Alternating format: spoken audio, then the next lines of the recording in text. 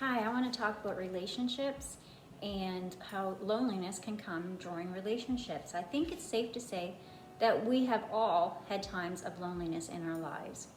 And there are different types of loneliness. Loneliness is a time when our needs for social connection aren't being met, or there is a lack of meaningful connections in our lives. So there can be social loneliness or emotional loneliness. Loneliness from actually being alone or feeling alone. Some of you are extremely lonely right now, and my heart goes out to you. Since the pandemic and all the restrictions that come with it, I think loneliness has become more prevalent because we have been told over and over to social distance. If we go to a store, there's arrows, there's signs everywhere telling us, it feels like they're saying, keep your distance, keep your distance. And I think that maybe subconsciously that is going over into our relationships because we start to hold each other at arm's length, even the people that we are allowed to be with. We've become so accustomed to staying in our own little bubble that we start to do that in our relationships. And because we're surrounded by people who are fearful, and we're surrounded by these people, and we're not sure how comfortable they are with us even approaching them at the 6-foot distance. So I find fear is molding our society, and it may be affecting our relationships, which is causing even more loneliness. Many people are trying to fill that lack of relationships, meaningful relationships, with extra shopping online, binge watching, gaming, even substance abuse. But another thing I've noticed is a lot of people are filling it with spending extra time on their devices. Instead of talking to the people around them, they are spending that time on their device. They are listening to music with an earbud in their ear. They are scrolling, they are liking. Socializing is totally different. And that is making people lonely. In the book called 12 Ways Your Phone is Changing You, the author writes, "The smartphone is causing a social reversal, the desire to be alone in public and never alone in seclusion." And isn't that so true? We can see people in a crowd and they're scrolling on their phone instead of talking to the people that are right there with them. Or when they go home, they are trying not to be alone and trying to go on social media so that they feel a connection.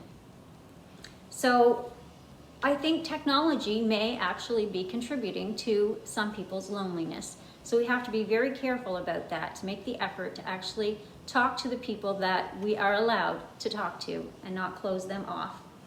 But maybe you are someone who is actually living alone or feeling very alone. And Cindy Miller, in her book called Let's Talk, she says, "Feeling alone may not be our choice, but living lonely certainly is. Our relationship with God is important, and developing meaningful relationships with family and friends is also important. Investing energy and time in friendships, plural, as in more than one, is a necessity, not a luxury." We have to take time, and we have to put in a lot of effort sometimes to overcome loneliness, to put ourselves out there. And we can be a little fearful of that sometimes. But do you know that you're thinking that you need somebody to help with your loneliness, but do you know that you could be the somebody to help somebody else overcome their loneliness? So we have to be not fearful and put in effort and energy and time to overcome loneliness. Fear and anxiety can keep us trapped in a very lonely place, and we will miss out on some wonderful relationships. So be ready to give love to people and be ready to receive love.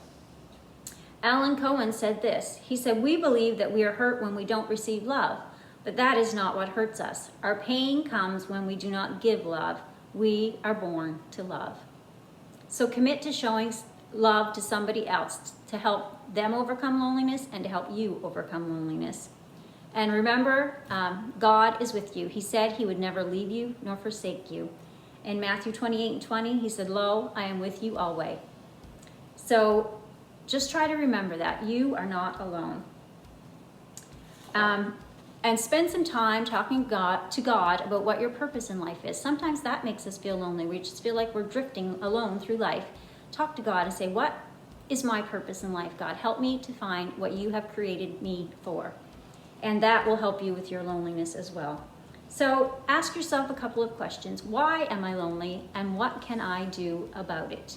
Try not to hold the people that are around you that you're allowed to spend time with, try not to hold them at arm's length. And make time for the face-to-face connection that you can have instead of putting yourself off in your own little bubble. Find out what your purpose is so that you can have a life full of purpose that God intended for you. God bless you, and I pray that God will be with you and help you through your loneliness, and I know that He will. God bless you.